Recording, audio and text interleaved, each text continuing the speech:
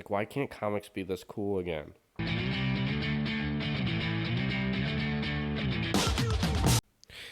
It seems like we're having a Bisley week this week, which, hey man, I'm very excited because I love Simon Bisley, but we also have the man, the myth, the legend, Kevin Eastman as well, co-creator of the Ninja Turtles, and they did a book together in, I'm assuming, the 90s, 93, for Kitchen Sink Comics. I don't know the history of Kitchen Sink. I know that Eastman had something to do with it. That's all I know. And I also know that they reprinted The Crow, I believe, and that's about it. So we're going to take a look at this. And oh my goodness, look at this opening page here, this opening splash. I love that this is on newsprint. This side is not newsprint, but this side is. I love newsprint comics because they don't have that annoying glare. So I just want to take a look at this. I have all 4 issues and show this bad boy off because this is an event when you get these two kind of mixed together. We also have Eric Talbot, who did additional story, character development, and pencils. So it's going to be difficult. Oh, Simon Bisley did the paints. Okay, makes sense. Kevin Eastman did the pencils, and then Eric Talbot did the pencils. And so, okay, I don't know what I just said, but basically, Kevin Eastman did pencils, Eric Talbot did pencils, some additional pencils, and Simon Bisley did paints, which is very interesting. So there's my answer there. I don't have to constantly fight with myself and be like, is this Bisley? Is this Eastman? They have a different style for sure, but sometimes Bisley stuff kind of looks like Eastman stuff, and Eastman stuff kind of looks like Bisley stuff to me at least. So, anyways, let's take a look at this. A real shame, I guess, in this situation that Bisley's color is on newsprint, but I dig newsprint, so you know. But sometimes newsprint can make the paint look a bit muddy or the color look a bit muddy. So here we go. Awesome starting page. A lot going on in this page. Very busy, but I dig it. Kind of reminds me of like Richard Corbin. Kind of trying to do like Eastman trying to do a Corbin kind of feel. It's very very cool, but the color is very Corbin like, you know. So, yeah. A lot of great movements, a lot of great action. God, it's like an amalgamation of like Frank Miller, Corbin. It's just very interesting to look at this book. I've never read this book before or opened it before. An awesome splash page here. Very cool. And then we are back into the action here. Man, that color looks great. I'm surprised on newsprint actually looks really, really good. Bit dark at points. Like that's a bit dark there. But man, I love the composition and the perspective. That's the other thing I love about Eastman is like if you read those early TMNT issues, you'll look and some of the perspective will be kind of off. But yeah, I mean, it feels like sometimes there's like this very amateurish feel to it, but it's so advanced. There's a lot of hard work on these pages, but sometimes it feels a little amateurish, but it's not even close. But to somebody who doesn't draw, you may go, oh, that doesn't look as good as this person or that person. But when you have experience with art, you go, man, these pages are really, really great. You can't take these pages for granted at all. And the other thing I love about Eastman is his character creation. He always does weird things. Like he always has weird characters in his books. But a lot going on in these pages, a lot of small panels. Sometimes it feels a bit claustrophobic. And then you get this huge splash page here. Very, very cool. Man, I love this piece. I kind of wish I had like a poster or something of this. Imagine what the original looks like. Probably looks very, very cool. Man, I love those like huge arms there.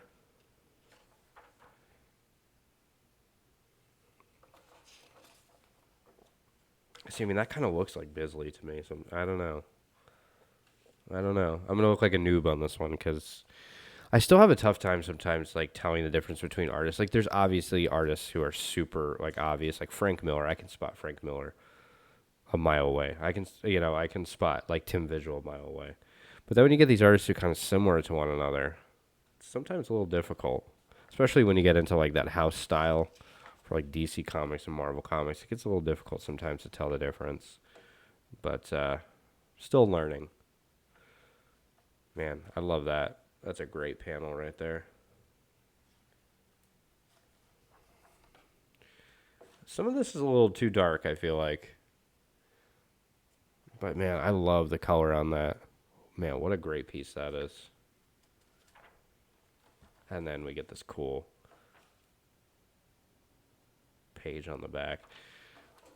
And then you can win a 1969 Camaro hand painted by Simon Bisley. Whoever won that was probably super rad. Anyways, let's go to issue 2. Nope, that's issue 4. Should have done some order. Man, these covers are great too. I don't know who was doing these covers. That looks like Bisley. That looks like Bisley to me, but I'm not sure. I kind of should. And you always want to reuse the same intro as the previous issue so that people know they're picking up the right book. I don't know if it tells you who did the cover. But, yeah. Anyways. Same crew as before. And then we have this awesome piece that reminds me of Richard Corbin. I mean, Corbin had to have been a huge inspiration to Eastman. He's a huge inspiration to any artist, in my opinion, worth their salt. And then here we go. Oh, we're back. We're on glossy paper now. So the first issue must have done really well because now we're on glossy paper. Or they realized, maybe it's a little too dark on the newsprint there, so we're going to put it on bit glossy paper, which makes it more difficult for me because literally every light gets picked up by the glossy paper. Man, I dig this so much. It's such great art. I love these big pages. I wish it was just an entire book of these. I don't really care about the story. I care about, this awesome artwork here. And, yeah. Very Corbin inspired. I will say the paint does look a lot better on the glossy paper, so they didn't do Bisley dirty on this one.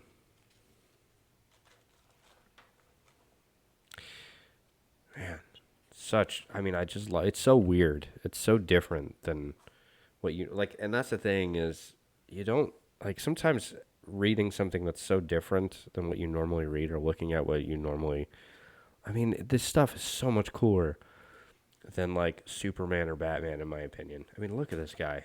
Look how cool this guy looks. Look how cool he looks from the back. This is so fucking cool. I love it. Man. The color really brings it out. Man.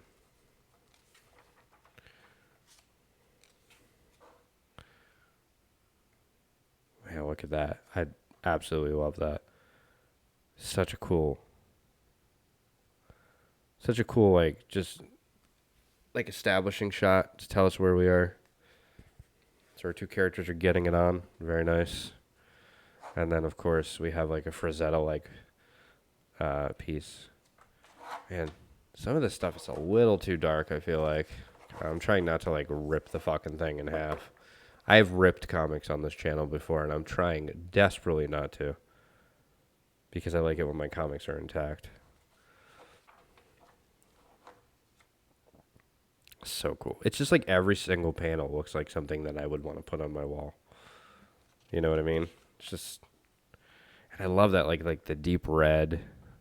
There's something about solid colors that just, like, looks so good. I love the anatomy too. The anatomy's great. I mean, everything on these pages is great. This is such, man, look at that. That is something that I would assume Corbin would do.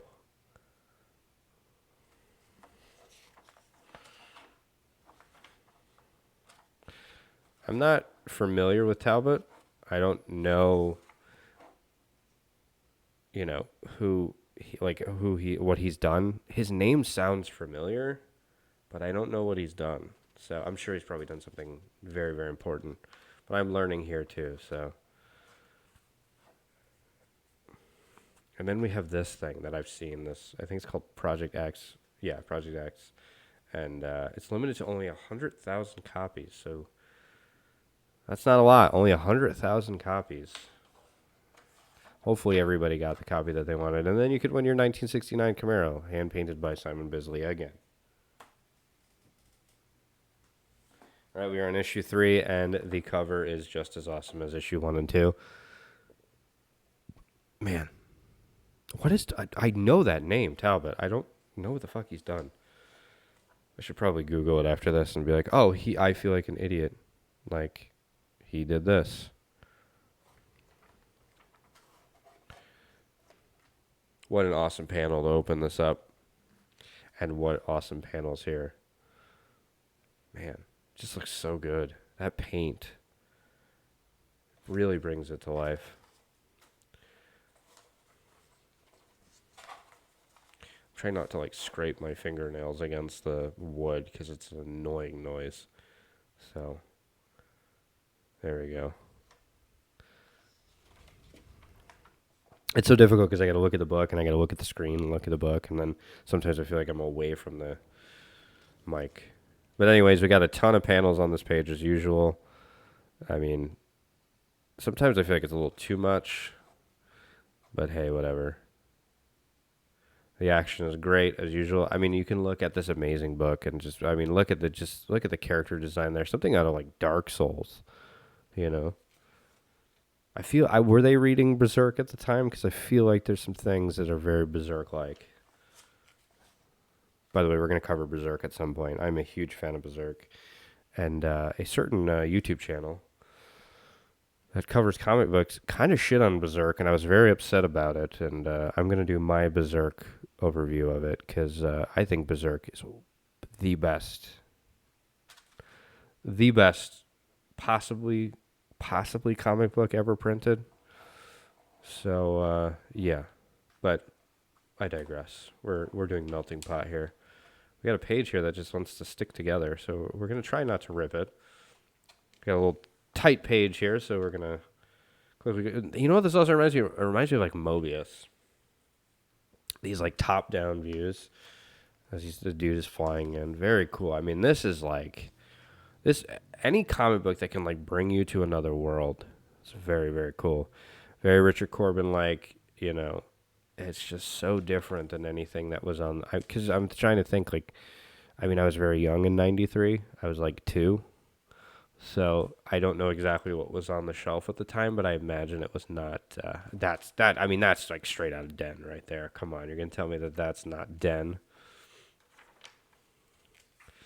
And then we have this, like, it looks like a Frazetta thing. It's just so cool. It's just like, man, what an amazing comic book. This is like just a love letter to Richard Corbin and Frank Frazetta, I feel like.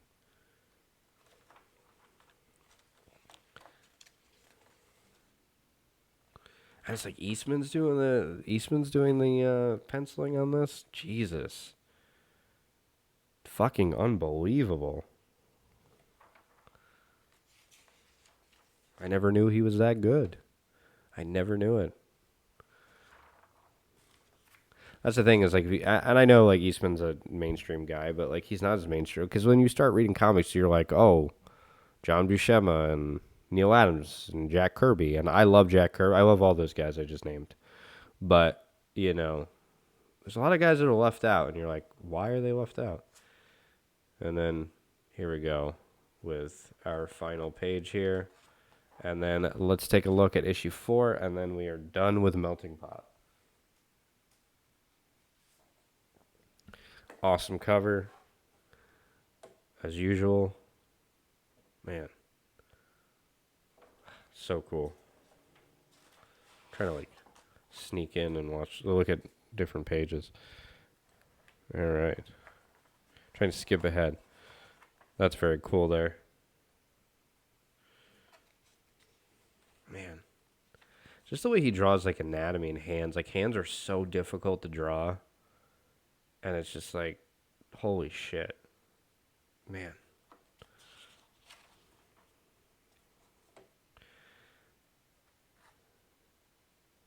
Man, this book looks so good. I don't know if this was ever collected in a trade paperback, but it absolutely should be if it wasn't. This is like that perfect era of like just such cool art. I wish comic books hit this hard. They don't hit this hard anymore. They're not even. I mean, if a comic book like this came out now, I feel like people would just like be like, "What? Why is somebody putting so much effort into this?" And it's like because comic books are fucking rad and they should be this. Every comic book should be this awesome, I feel like. And it's not. Man, look at that. Look at that splash page there. I'm trying not to or that double spread, whatever. Double splash. Whatever the terminology is. Man, look at that. Holy shit.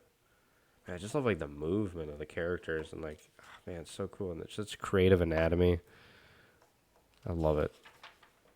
It's very cartoony like, but also very I don't know. It's just wow.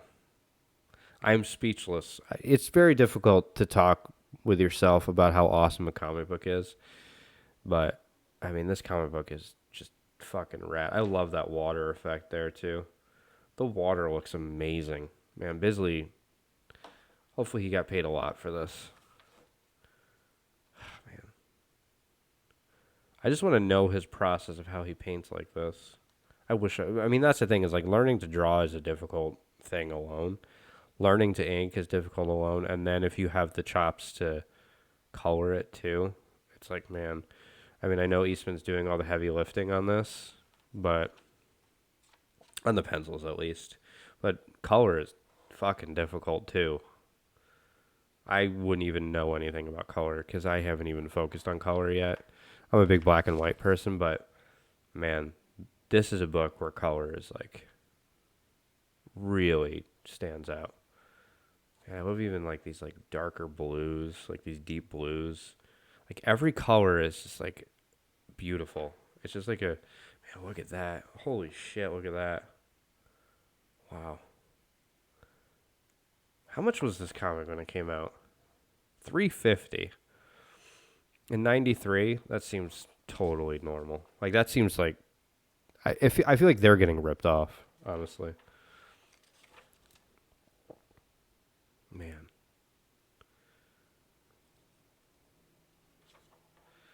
I just love that you can see the inspiration right on the page, like the artists that they were inspired by right on the page.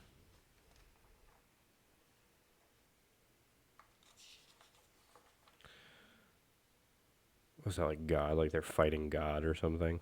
It's funny. Man, look at that color, dude. Look at that blue, man. And then like that red borders around it. I don't even know if it was like that the entire book because I was trying to look mainly at the art, like the pencil work. But I may have to do like another flip through of this at some point going over just the color, even though I've mentioned the color multiple times. It's just when you look at a book like this, it's like, what do I focus on? Everything looks fucking great. Even the panel, I mean, just the panel layouts are just so cool.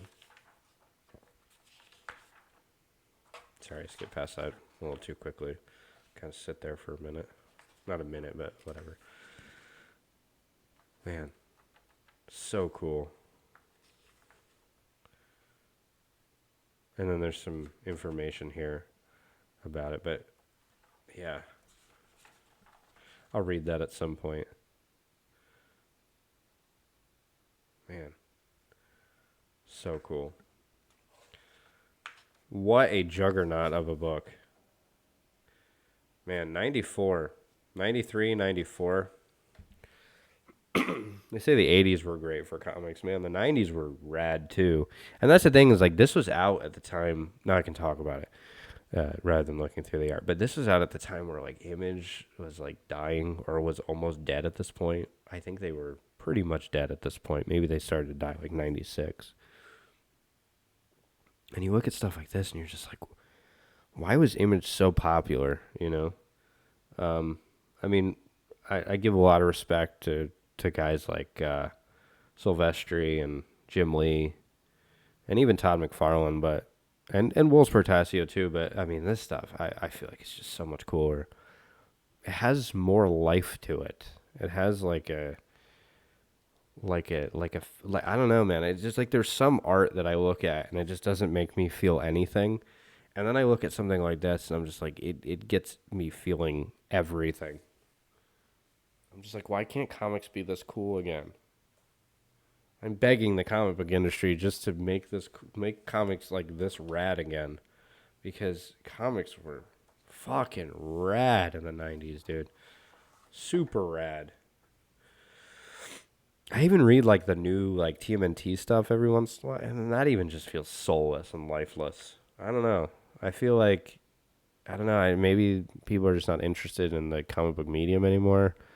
Probably because it doesn't make a lot of money. Now I feel like comic books are made to like sell a script and get a movie. Even though I feel like movies are dying too. But man, I would love it if comic books can just go back to being this cool again. I mean, just look at these covers. Just kind of take those covers in for a minute and just really appreciate the amount of work that went into this. I mean, if I could draw a comic book as good as this, I'd die a very, very happy man, honestly. You know, all these dudes who worked on this book, Eastman Talbot and Bisley, should be very, very proud of themselves because this to me is like the mecca, like the best that comics can get. And we have to thank guys like Richard Corbin, obviously. By the way, Dark Horse, I don't know why it's taking you so long to print Den Volume 2. But, yeah, I don't know if this book is collected in a trade paperback, but it absolutely should be. I would love it if this had like a treasury edition or like an artist's edition or like a larger edition you can look at. But I don't know what the whole deal with Kitchen Sink is because I know it's not a business anymore. They're not a company anymore. So I don't know who owns it or who doesn't. Who knows? But anyways, guys, thank you so much for watching. I really appreciate it. I hope you enjoyed this like amazing experience of looking at these awesome comic books that so much work was put into, and that I really think if comic books could get back to this, man, that would be fucking amazing.